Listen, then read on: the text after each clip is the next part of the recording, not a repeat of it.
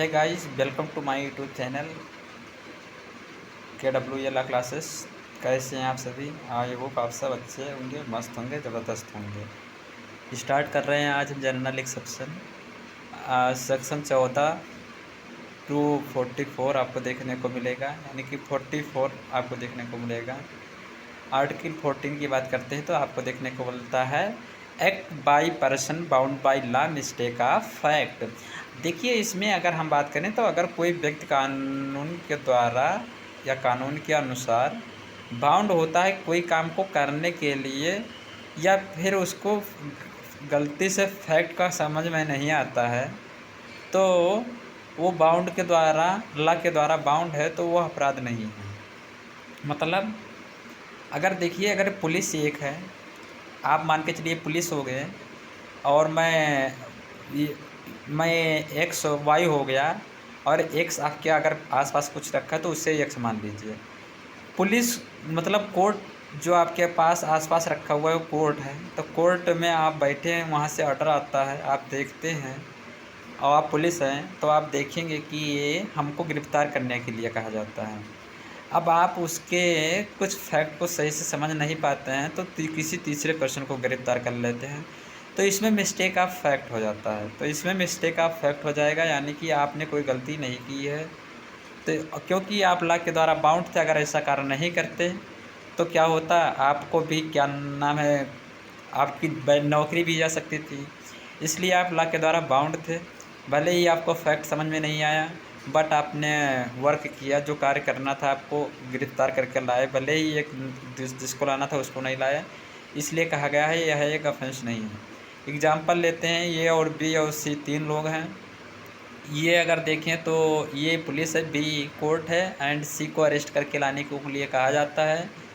अब बी ए को ऑर्डर देता है कि जाइए आप सी को गिरफ़्तार करके लाइए, तो बी जाता है उस सी को गिरफ़्तार करने के लिए, और सी को अरेस्ट करके लाता है, और बाद में पता चलता है कि सी मतलब कोई क्राइम नहीं किया है, तो इसमें भी आपको कोई ऑफेंस, मतलब आप पुलिस होते हुए भी आपको कोई क्राइम नहीं माना जाएगा, क्योंकि आप लॉ के द्वारा बाउंड थे। देखिए, अगर आगे बात करते हैं एक्ट ऑफ जज, मतलब जज का कार्य, तो अगर जज अपने जुडिशियल पावर में काम करता है और कैसा कार्य करता है, गुड फेथ में करता है, तो वो अपराध नहीं है। एग्ज़ाम्पल लेते हैं, तो एग्ज़ाम्पल से आपको आसानी से समझ में आ जाएगा। जैसे मान के चलिए हम और तुम 2 लोग हैं, मतलब आप जज और मैं एक टीचर हूँ।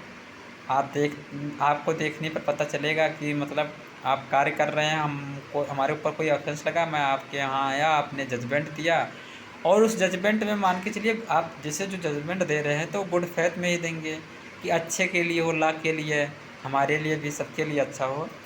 तो अगर बाद में पता चलता है कि हमने कोई मतलब ऑफेंस नहीं किया था, फिर भी हमको अगर पनिशमेंट आपने दे दिया है एज ए कोर्ट हो, एज ए जज होते हुए, तो आपके ऊपर कोई ऑफेंस नहीं माना जाएगा, क्योंकि आपने गुड फेथ में जो कार्य जजमेंट दिए थे वो गुड फेथ में थे। ठीक है। अब देखिए, सेक्शन आपको 16 में देखने को मिलेगा act pursuant to court order. अगर कोई एक्ट कोर्ट के आदेश या जजमेंट के अनुसार किया गया हो तो वो ऑफेंस नहीं है, भले ही बाद में वो ऑर्डर गलत निकले।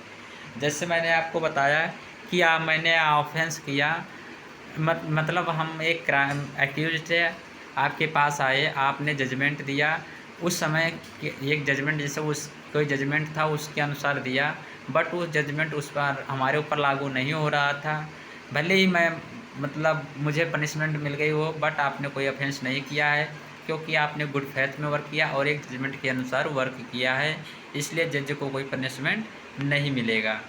देखिए, आगे आपको देखने को मिलेगा। आप सोच रहे होंगे कि जज को पनिशमेंट कौन दे सकता है, तो मैं आपको बताना चाहता हूँ कि जैसे लोअर कोर्ट को हाई कोर्ट में, जैसे डिस्ट्रिक्ट कोर्ट को हाई कोर्ट में आप चैलेंज कर सकते हैं, एंड सुप्रीम कोर्ट में कर सकते हैं जजमेंट को। वही अगर हम आपके बात करें कि हाई कोर्ट के जजमेंट को, तो सुप्रीम कोर्ट में चैलेंज किया जा सकता है। इसके माध्यम से जज मतलब जो जज जो होते हैं उनको हो सकता है कुछ ना पनिशमेंट मिलते हुए फाइन भी इम्पोज किया जा सकता था, बट ऐसे समय में कुछ नहीं होगा, क्योंकि गुड फेथ में किया गया है और एक जजमेंट के अनुसार किया जाता है, जजमेंट दिया जाता है इसलिए। Justified by law, mistake of fact. जो मिस्टेक ऑफ फैक्ट होता है वो जस्टिफाइड बाई लॉ होता है। आप ये तो सेक्शन 16 में और 14 में आपने देखा। अगर कोई व्यक्ति सोचता है कि लॉ उसे कोई काम करने की अनुमति देता है और वो गुड फेथ में होता है तो ऑफेंस नहीं है। जैसे ये देखता है जेड को कि जेड किसी को मार रहा है, मतलब आप और हम हो गए, आप ये हो गए, मैं जेड हो गया, मैं किसी को मार रहा हूँ, आपने ऐसा देखा, उससे मर्डर समझकर पकड़ा लेता है। मतलब आपने देखा कि मैं किसी को मार रहा हूँ, आप हमें पकड़ा देते हैं, पुलिस इतनी। अब बाद में पता चलता है कि मैं हूँ जो अपने सेल्फ डिफेंस में काम कर रहा था, तो ऐसा आपके ऊपर मैं लगाता हूँ कि ये हमें काम करने से रोक रहा है, तो आपने कोई ऑफेंस नहीं किया है। मतलब कोर्ट ऐसा कहेगी कि आपने कोई ऑफेंस नहीं किया, क्योंकि आपने गुड फेथ में कार्य किया है और लॉ के द्वारा बाउंड भी थे। अगर बाउंड नहीं थे तब भी है, क्योंकि आपने पब्लिक के लिए कार्य किया, इसलिए माना जाएगा कि आपने कोई ऑफेंस नहीं किया। एक्सीडेंट क्या होता है? तो एक्सीडेंट मैं बताता हूँ क्या होता है। एक्सीडेंट कोई ऑफेंस होगा या नहीं होगा, तो यह भी ऑफेंस नहीं माना जाता है। अगर किसी कोई एक्सीडेंट हुआ, मतलब अगर कोई एक्सीडेंट हुआ बिना क्रिमिनल इंटेंशन और नॉलेज के और काम लॉफुल एक्ट था, मतलब जो काम कर रहे थे वो लॉफुल एक्ट था। जैसे आप किसी को मान के चलिए दवा कराने के लिए, मतलब गाड़ी से जा रहे हैं, ओके। अब आपका इंटेंशन क्या है कि उस व्यक्ति को जिसकी दवा कराने जा रहे हैं, तो आपका इंटेंशन है कि यह सही हो जाए। अब मान के चलिए आगे से एक व्यक्ति आता है और उसका खुदा न खास्ता आप दोनों की बाइक आपस में टक्कर हो जाती है। जिस व्यक्ति को आप दवा कराने के लिए लेके जाते थे, इसे ले ही जा रहे थे, बट सामने वाले का एक्सीडेंट होता है, वो उसकी मृत्यु हो जाती है। उसके घर वाले आपके ऊपर क्या करते हैं, केस फाइल कर देते हैं। तो कोर्ट ऐसा कहता है कि आपने कोई अपराध नहीं किया है, क्योंकि आपने गुड फेथ में एक व्यक्ति को दवा के लिए ले जा रहे थे, आपका कोई एक्सीडेंट को लेकर इंटेंशन नहीं था।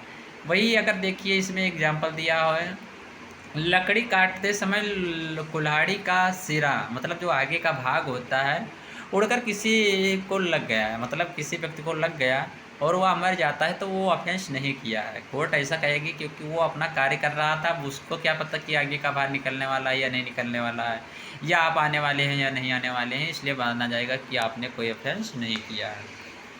वही सेक्शन आपको देखने को मिलेगा 19 में, act to prevent harm without criminal intention. अगर किसी को नुकसान को रोकने के लिए कोई एक्ट किया और उसमें हार्म हुआ तो ऑफेंस नहीं है। जैसे मैं आपको बताता हूँ, अगर आग फैलाने से रोकने के लिए किसी का मकान तोड़ दिया, जैसे अक्सर आप देखते होंगे कि अगर गांव से बिलोंग कर रहे हैं तो कि जैसे जो घर होता है, यानी कि झोपड़पट्टी होती है या फिर कुछ मतलब सामान लगाया जाता है, तो एक स्थान में यहाँ पे एक मतलब आसपास में काफ़ी जगह मतलब लगा हुआ होता है। गांव में उसे खरिहान हमारे वहाँ बोलते हैं, आपके यहाँ क्या बोलते हैं आप ज़रूर बताइएगा कमेंट बॉक्स में।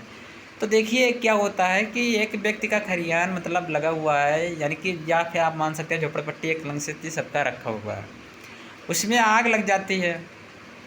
अब देखिए अगर बीच में से अगर कुछ गिरा दिया जाता है तो आगे तो आग जाएगी नहीं, क्योंकि बीच में अगर रुक जाएगी, और जब बीच में रुक जाएगी तो क्या होगा कि उसको उधर जल जाएगा और उधर का मतलब दूसरे साइड का बच जाता है। तो इसमें आपने कोई ऑफेंस नहीं किया है, ऐसा मतलब लॉ के द्वारा कहा जाता है। ये सेक्शन आपको 19 में देखने को मिलेगा।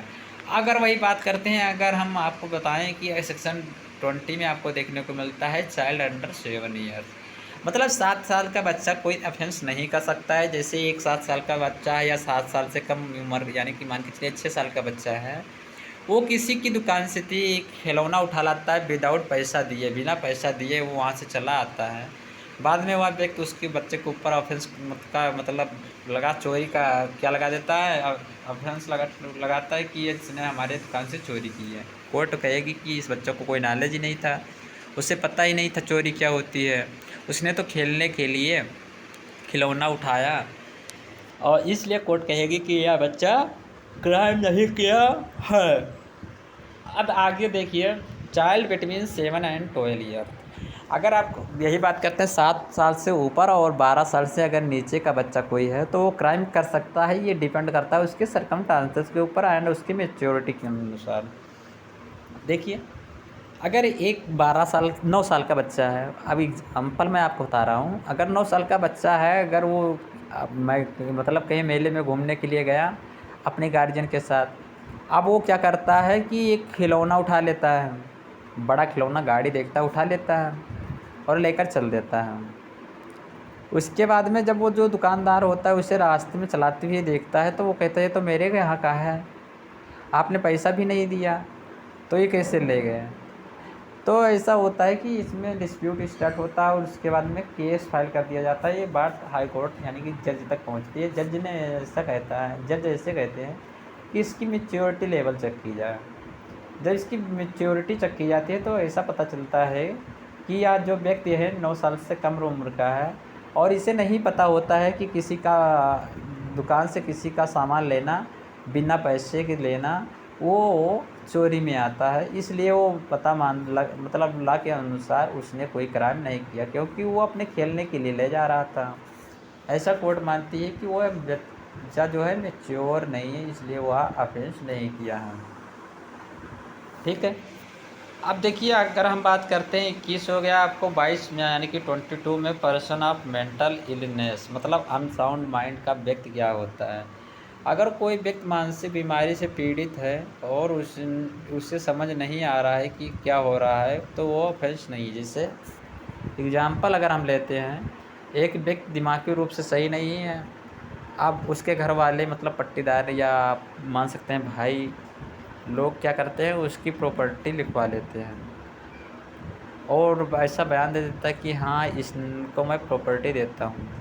और वो लोग क्या करते हैं अब मतलब एक साक्ष्य के लिए, एविडेंस के लिए क्या करते हैं वीडियो रिकॉर्ड कर लेते हैं। उसके बाद में क्या होता है कोर्ट में जब ये बात मतलब लड़का जब सही होता है तो कोर्ट में बात जाती है तो ऐसा माना जाता है कि या कोई मतलब एक ऑफेंस में आ जाता है, क्योंकि वो बच्चा मैच्योर नहीं था और उसके द्वारा जो कंसेंट दी जाती है वो इनवैलिड हो जाती है, क्योंकि वो मतलब अनसाउंड माइंड था, उसकी दिमाग की स्थिति सही नहीं थी और आपने कंसेंट ले लिया तो यह एक मतलब जो कंसेंट है वो इनवैलिड है। अब वही बात करते हैं आपको इंटॉक्सिकेशन अगेंस्ट विल। अगर कोई नशे में है, अगर कोई व्यक्ति या कोई पर्सन नशे में है और नशा ज़बरदस्ती कराया गया है, मतलब वो नशा कर नहीं रहा था उसको ज़बरदस्ती पिलाया जाता है और उसे यह समझ नहीं है कि वह क्या कर रहा है, तो ऐसा माना जाता है कि वह ऑफेंस नहीं है। जैसे अगर नशे में लोग देखते होंगे आपने गाली देते हैं बहुत ज़्यादा, बट वो कोई ऑफेंस नहीं होता है, क्योंकि अगर कोई व्यक्ति ज़बरदस्ती अगर किसी को पिला रहा है तो सेक्शन 24 में आपको देखने को मिलेगा एक इंटॉक्सिकेशन वॉलंटरी मतलब स्वेच्छा से अगर कोई व्यक्ति नशा करता है अपनी मर्जी से करता है, उसके बाद में जाता है किसी दूसरे का घर जला देता है तो वो कहता है कि मैंने मतलब मैं नशा में था, मेरी दिमाग की स्थिति सही नहीं थी इसलिए मैंने इनका घर जला दिया, तो ऐसा कोर्ट मानेगी कि यह एक ऑफेंस है, क्योंकि आपने अपने वॉलंटरी मतलब होता है स्वेच्छा से मतलब नशा इंटॉक्सिकेशन किया, इसलिए आपको माना जाएगा कि आपने एक ऑफेंस किया है। ठीक है। अब देखिए एक एग्जाम्पल देखते हैं इन मतलब जो ऑफेंस में ना आए तो वही हो जाएगा कि वो उसको पता नहीं रहता है और वो उसका दिमाग की स्थिति सही नहीं रहता है और किसी को मार देता है तो माना जाएगा कि मतलब कोई ऑफेंस नहीं किया है। Act by consent without intention to cause death grievous hurt. देखिए अगर कोई व्यक्ति है जो 18 प्लस मतलब 18 से ऊपर है और कंसेंट देता है और एक्ट डेथ मतलब जो कार्य है डेथ या ग्रीवियस हार्ट के लिए नहीं है तो ऑफेंस नहीं है। खेलते समय जैसे देखिए 18 साल से इसमें बता रहा है कि 18 साल से अधिक उम्र के लोग एक कंसेंट देते हैं और उसमें मतलब जो एक्ट है वो डेथ और ग्रीवियस हार्ट के लिए नहीं है तो वह एक ऑफेंस नहीं माना जाएगा। जैसे दो व्यक्ति आपस में खेल रहे होते हैं, कुश्ती कर रहे होते हैं मान लीजिए। जब कुश्ती कर रहे होते हैं तो आपने देखा होगा कि कुश्ती में एक व्यक्ति को किसी को चोट लग जाती है, कभी कभी नहीं लगती है। अब जिस व्यक्ति को चोट लग जाती है वो क्या करता है, जाता है कोर्ट में केस फाइल करता है।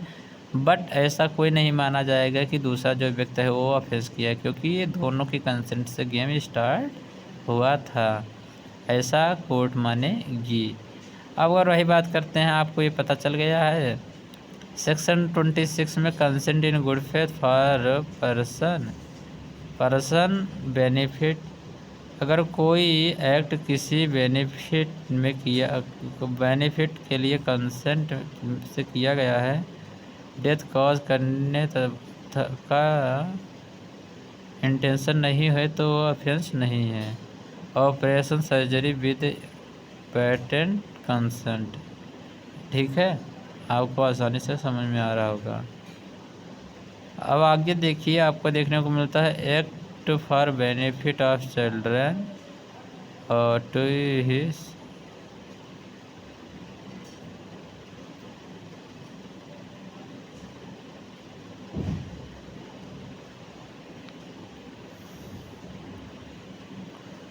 आपको मैंने कौन कौन सा सेक्शन पढ़ा दिया,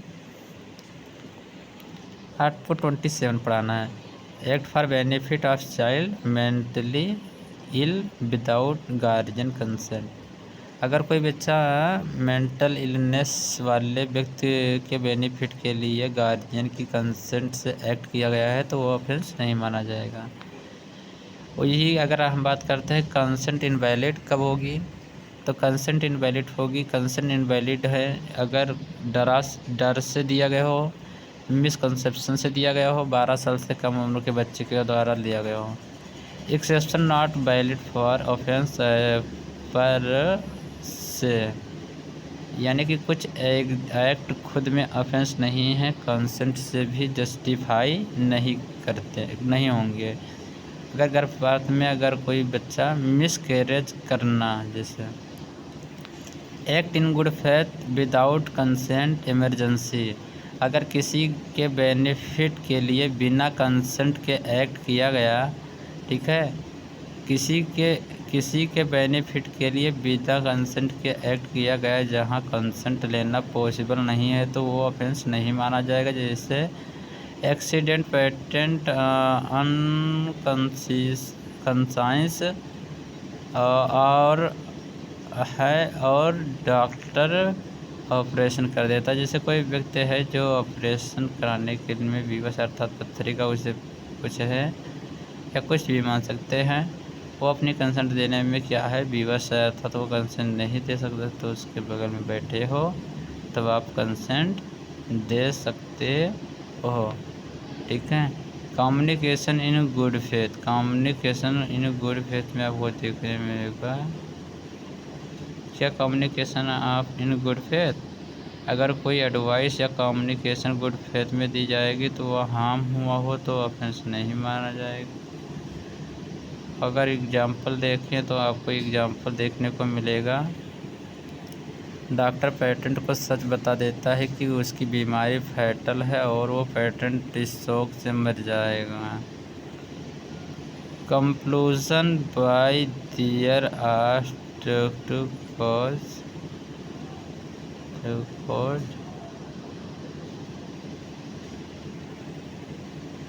अगर किसी को जान से मारने की धमकी देकर कोई काम कराया जाता है तो ऑफेंस नहीं माना जाता। ये आर्टिकल 332 कह रही है, यानी कि 32। स्लाइट हार्म, अगर हार्म बहुत छोटा है और कोई ऑर्डिनरी आदमी शिकायत नहीं करेगा तो ऑफेंस नहीं है। आइए पढ़ाई स्टार्ट करते हैं प्राइवेट डिफेंस, बट आज हम प्राइवेट डिफेंस नहीं पढ़ाएंगे। प्राइवेट डिफेंस में अगले वीडियो आने वाले में पढ़ा देता हूँ। चलिए अगर हम बात करें तो कुछ ओवरव्यू ले लेते हैं, जैसे केवल इसमें सेक्शन और कुछ की पॉइंट दिया हुआ है। Right of private defence self defence में किया गया राइट ऑफेंस नहीं है, एक्ट ऑफेंस नहीं है। Right to defend body and property, मतलब जो डिफेंस होगा वो क्या है, बॉडी प्रॉपर्टी के प्रति होता है। हर व्यक्ति अपने और दूसरे के बॉडी प्रॉपर्टी की रक्षा कर सकता है। राइट अगेंस्ट एक्ट्स ऑफ इंसाने ड्रंक माइनर पर्सन। अगर कोई मेंटल इलनेस या नशे में ऑफेंस करता है फिर भी प्राइवेट डिफेंस का राइट नहीं ले सकता है। रिस्ट्रिक्शन अगर देखें तो कुछ act against state public servant आदि में प्राइवेट डिफेंस नहीं मिलेगा। Right to cause death body defence. अगर कोई assault life threatening murder rape kidnap robbery etcetera तो अटैकर को क्या कहा जाएगा, अटैकर जो है कि अटैकर की डेथ हो जाए तक कॉज कर सकते हैं।